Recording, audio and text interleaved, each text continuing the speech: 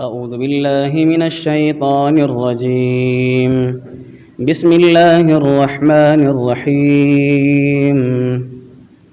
إذ حم الطائفتان منكم أن تفشلا والله وليهما وعلى الله فليتوكل المؤمنون.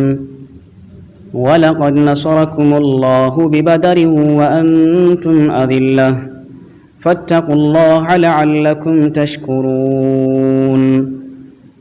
إذ تقول للمؤمنين ألن يكفيكم ربكم أن يمدكم ب3,000 من الملائكة منزلين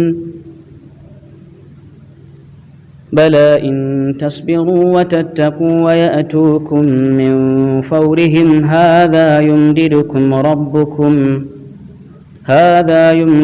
ربكم ب5,000 من الملائكة مسومين.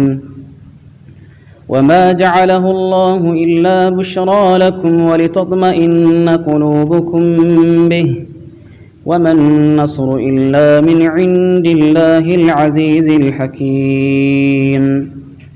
ليقطع طرفا من الذين كفروا أو يكبتهم فينقلبوا خائبين.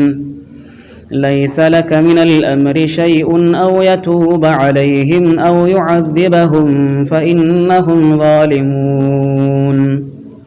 ولله ما في السماوات وما في الأرض يغفر لمن يشاء ويعذب من يشاء والله غفور رحيم. يا أيها الذين آمنوا لا تأكلوا الربا أضعافا مضاعفة واتقوا الله لعلكم تفلحون.